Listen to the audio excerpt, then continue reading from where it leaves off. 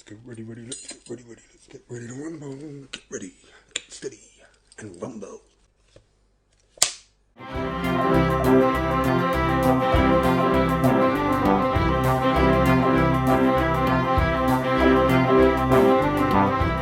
Now, we all love a good cry, don't we? Whether it be the bittersweet tears pulled from your eyes in a moment of triumph as a bunch of children stand on their desks and salute, "Oh Captain, my Captain." Or maybe the sniffles of growing up as you hear the words, "Elliot, I'll be right here." Or maybe the sobs of friendship and conclusion when a certain horse perishes in a swamp of its own sadness. Or possibly those warm optical drops of love and happiness as Shadow comes bounding over the hill, despite probably only having a couple of weeks left in the tank at best. There are countless different types of tears that can be evoked through the medium of film, and what floats one person's boat might obviously sail straight past another. You might be the kind of cat that weeps uncontrollably as Tommy and Brendan finally make amends. Tap out, Tommy.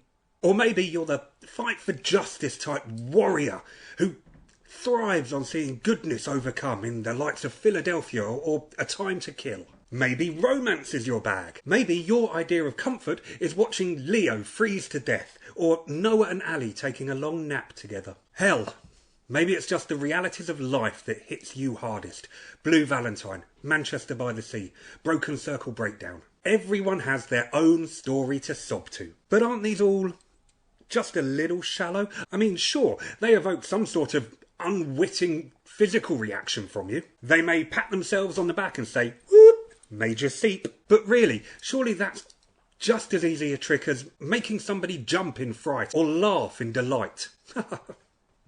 It's subjective, and it doesn't need to work for everyone. It just needs to work for some. Hell, a ratio of 3 out of 10 would probably be considered a success. But what about the movies that go deeper? The ones that aren't after your tears, they're after your soul. The ones that feed beneath the eye ducts. The ones that climb inside your skin and move your heart to a different beat. The ones that scar your brain or burn shadows on your thoughts like an atomic flash. The ones that bring with it a terrifying misery, scraping out your insides and boring into the pit of your stomach like a hydraulic fracturing pump, leaving behind the empty feeling of godlessness. Tears? Tears are for wimps. We want everything you've ever had. So, I spent the last few weeks watching a lot of these. If you look closely, you might see the flicker of the person I used to be.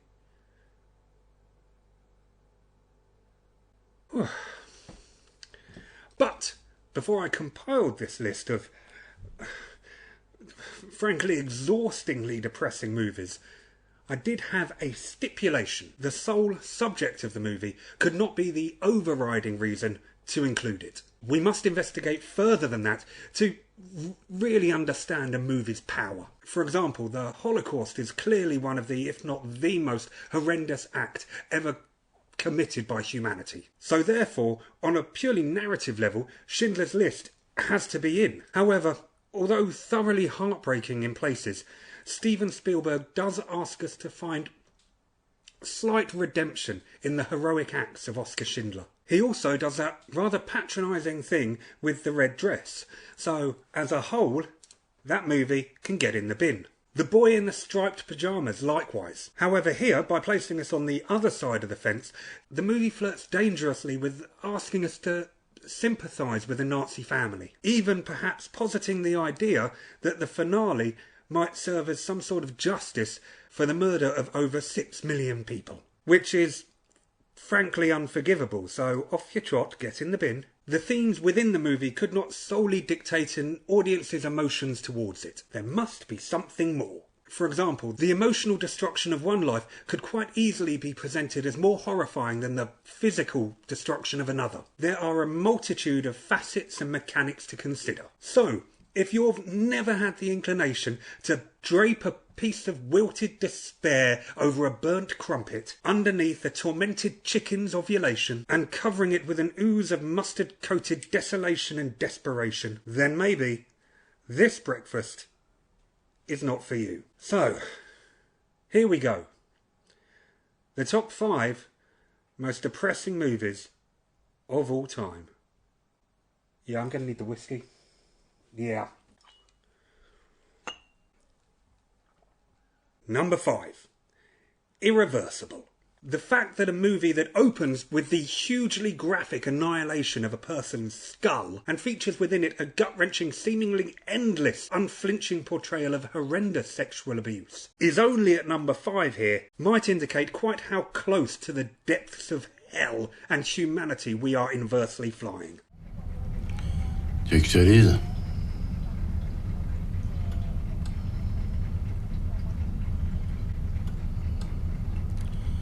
Le temps détruit tout.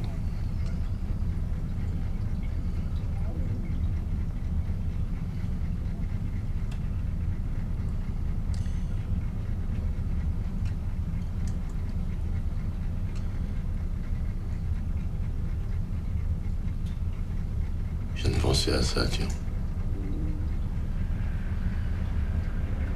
Qu'est-ce qui t'est arrivé? Ouf. Oh, je vais te le dire.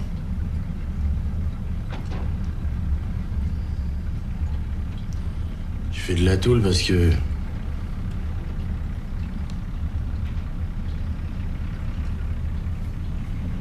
j'ai couché avec ma fille. Ah, le syndrome occidental.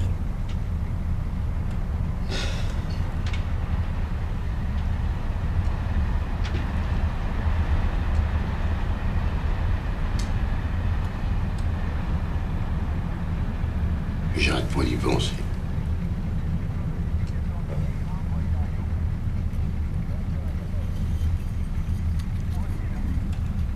C'est tout ce qui me restait. Il n'y avait plus rien. Where's the man?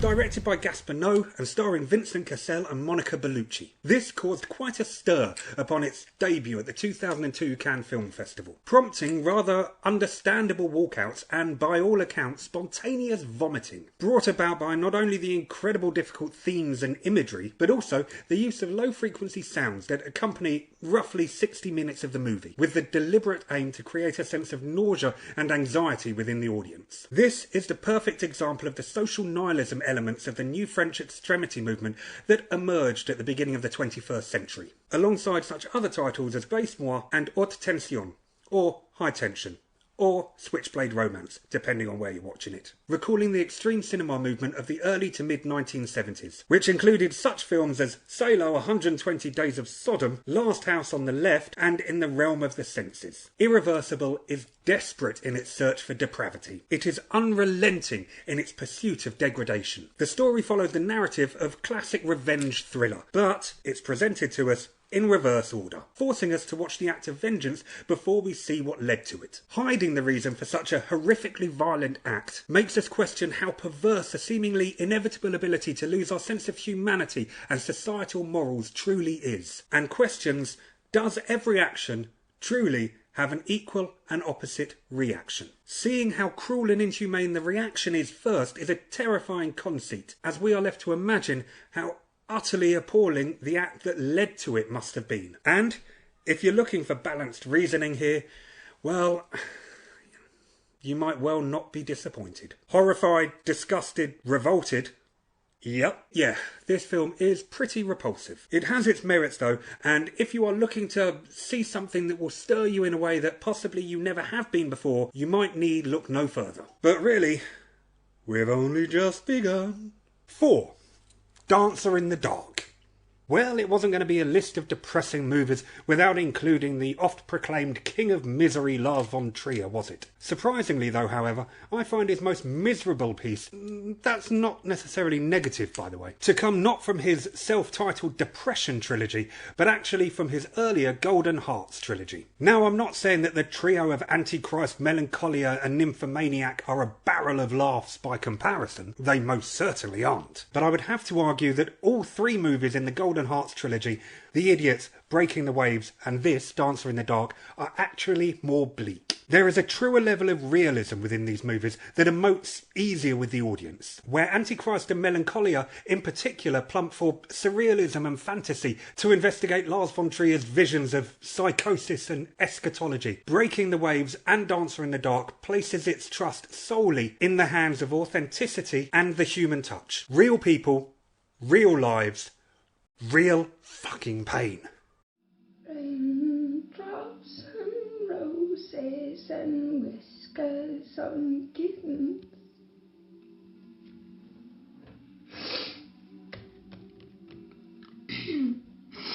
Bright copper kettles and warm woolen mittens. Brown paper packages tied up with string.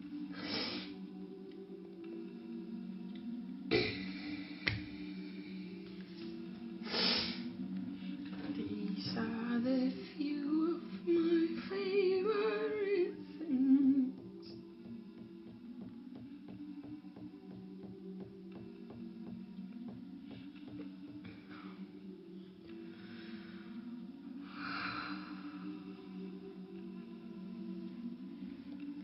Cream colored pound leaves and crisp apple strudels, dark bells and sleigh bells and schnitzel with noodles, wild geese that fly with the moon on their wings. These are the few of my favorite things. When the bee stings, when the dog bites, when I'm feeling bad, I simply remember my favorite thing, and then I don't feel so sad.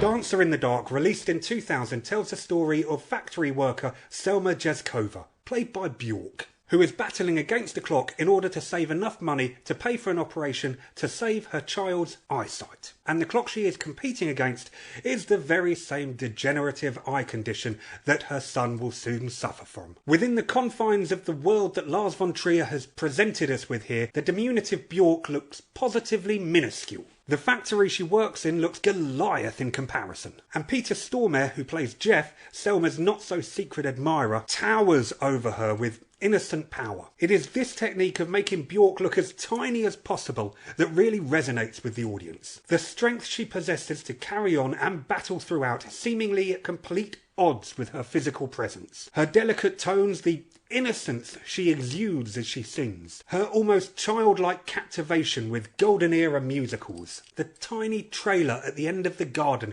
in which she keeps her entire world, all serve as complete contrast to the struggle that she is up against. As knockback after knockback is laid across her path, we finally start to realise that possibly this is a battle she is never going to win. And towards the end, with her eyesight all but gone, Lars von Trier opts to metaphorically take away her sense of touch and sound as he isolates her from a world that has undeniably treated her so cruelly. There is little respite here. There is scant regard for optimism. Even the possible near final act of redemption is presented dubiously. So we are left unsure as to, well, if any of it was ever worth it. Is this a life? Was this a life worth living? And if a life isn't considered to be worth living, is it even a life lost? The reverberating message probably comes from Bjork's character herself,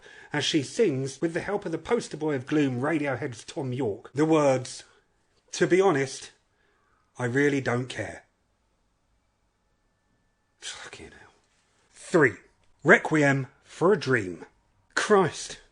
The early 2000s were a bit miserable, weren't they? Was this a Y2K hangover? Did everyone writing in 1999 really and genuinely believe that the world was tumbling to its conclusion? Another movie released in 2000. The reputation of Requiem for a Dream precedes it. And for pretty good reason. There isn't really much more to add to the reports that this movie is so crushingly disheartening, unrelentingly morbid and overwhelmingly wretched that to watch it more than once would indicate some sort of predilection towards sadomasochism. Much of the movie washed in this morgue blue hue, this really does deal with the absolute horrors of modern society. Well, at least the sun's out. From psychotic breakdowns to drug-addled teens to enforced prostitution. It's all there in its hollow horridness. The fact that it also stars a Wayans brother really does highlight its detachment from a world that you would actually like to live in. You alright?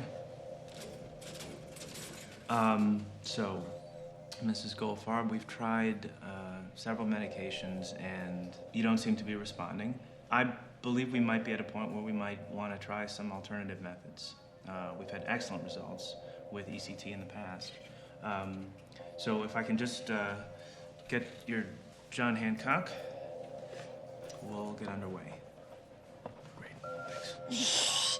Oh, Jesus Christ! Howdy, help us. I need a doctor, man. My friend is sick. Need some help, please. I can't take Somebody it, help man. us. My arm! My fucking arm! Just hang the No, man!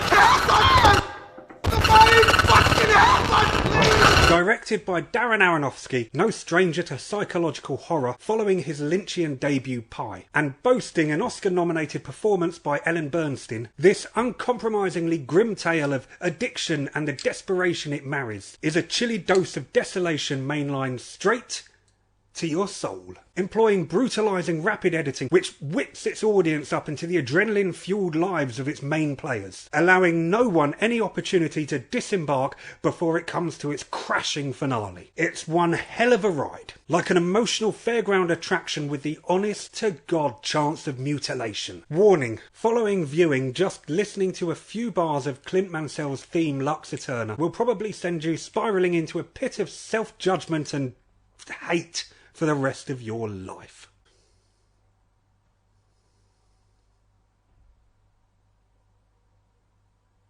Oh, God. Sorry. Got lost thinking about it. Number 2. The War Zone.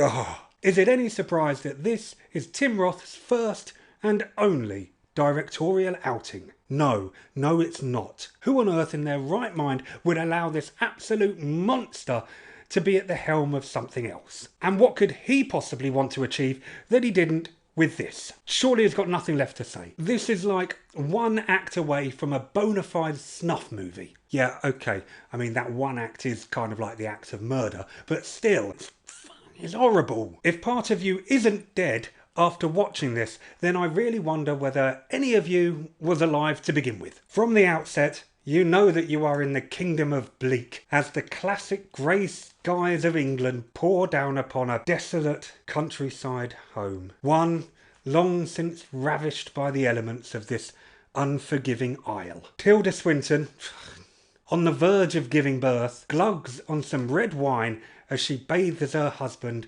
the unnerving Ray Winston. I mean, what is it with Ray? He's got this really soft, high-pitched tone which can come across really gentle, and then at other points just terrifying. Within moments we are embroiled in a rather realistic car crash, and the setting is moved from what apparently is the most isolated house in England to what is in fact always the most vacuous place on earth, an underfunded British hospital in the middle of the night. From there we are battered and bruised like the cliff edges of the stormy Devonshire coast. Any trust we have in family unity or paternal love or sibling boundaries or maternal protection or just slight plain goodness is battered from our hearts. I mean, fuck the saying it's grim up north, it's frickin' godforsaken down south. Look, I really can't put into words how truly ruining this movie is. If there's no better example of the depression on show here,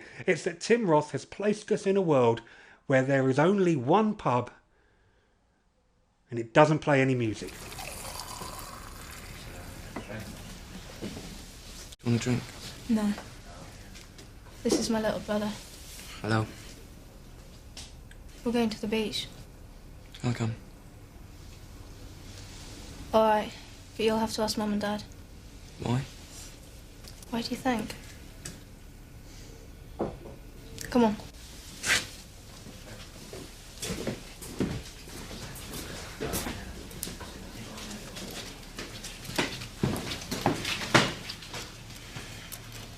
This is Nick. Hello. Hello, son. Hello, Nick. No. We're going to the beach. It's a bit late, huh?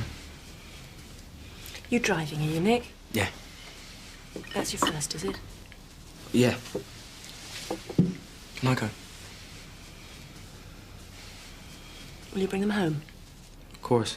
Just the deafening sounds of anguish, despair, spite and sexual destruction to accompany the family night out. And as the movie comes to its painful conclusion, we are left with the main victim weeping uncontrollably in the corner as the two men fight for dominance. One having taken her innocence, trust and ability to love, and the other apparently having blamed her for it. I mean, this movie does end, so that's good.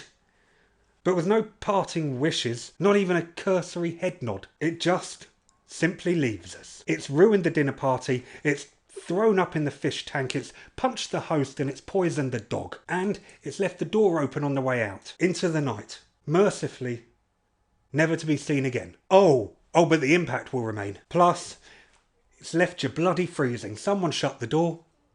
Number 1. Come and see. Now at the start I highlighted the need for a movie not to be driven by subject only. But what if there was a movie that married real historical atrocities with startling imagery, horrific honesty, raw passion and pure realism? Well then people, I think we then may have found the most depressing movie of all time.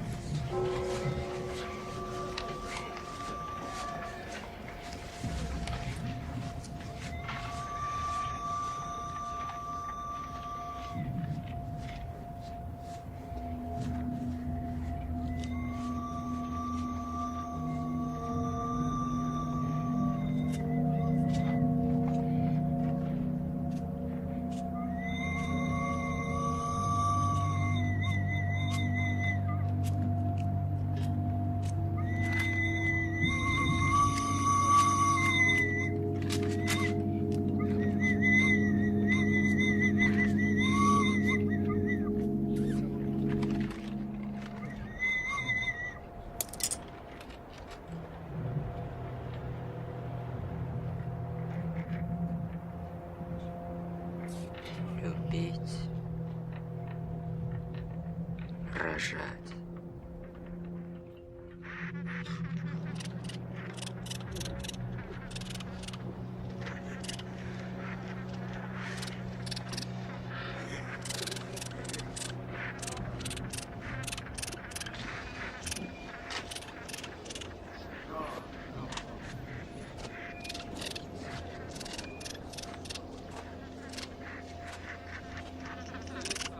Yeah. And what makes this movie more than just morbidly curious is its vital importance. The mastery of storytelling on here is quite frankly breathtaking. Now, I have previously done an in-depth review of this for the quite excellent Cool Kids Film Club, and I'll be dropping a link to that in the comments or the description below. Therefore, I don't think I can fully re-articulate quite how incredible this movie is, nor describe again the crushing emotional battering that it will inflict upon its viewer. Suffice to say, I have never seen a movie quite like this before. It is relentless in its quest for your very being. Its increasing persistence to have you understand the true atrocities of war is gut-wrenching. And if there has been a more realistic depiction of genocide, well, I'm yet to see it. Elim Klimov's masterpiece is easily one of the greatest movies ever made. It's a movie that depicts survival as so abhorrent you truly might understand how the living could envy the dead. It destroys any notion that by simply learning from the past, we can somehow undo the horrors of history. History cannot be rolled back. History cannot be forgotten. History is a scar on every being born into this world for eternity. And this film holds its rightful place upon a stitch. You might not want to watch this film, much like you might not want to visit Auschwitz, but the very fact that they exist is what is important. This is visceral, it's vital, and it's utterly devastating. You will never forget this film. Well, that was a fun time had by all, wasn't it? I'm off to put my eyes into a blender. But before I do that, I did want to title drop another few movies that did narrowly miss the top 5. There's the utterly incredible Grave of the Fireflies, which is probably the most harrowing animated feature ever, save of course for Watership Down. It is also one of the most incredible war movies in existence. Shout out to Lilia Forever, The Machinist and Happiness, which is anything but. Paddy Considine gets 2 nods for his directorial debut Tyrannosaur and of course the Shane Meadows cult classic Dead Man's Shoes. And another 2 more for Ray Winston as well, with Scum and Nil by Mouth. And Kess, bloody Kess. It really is grim up north, isn't it? Feel free to add any suggestions that you might have to the comments below. However, I fear I may be on a strict Paul Rudd only diet for the foreseeable future.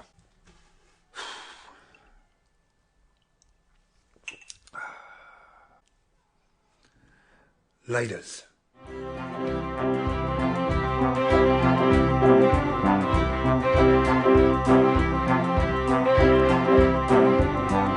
Mid-credit scene. Thank you very much for popping by.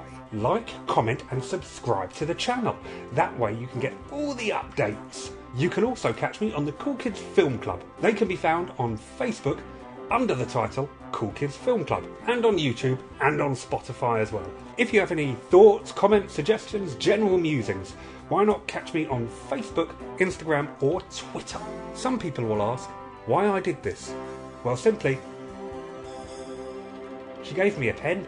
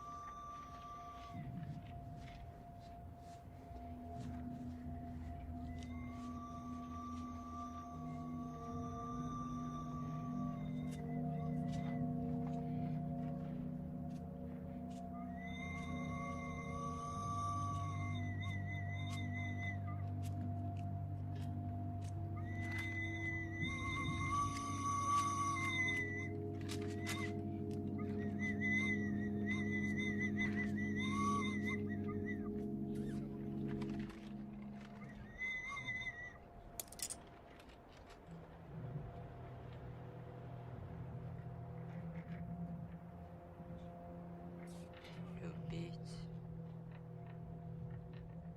рожать.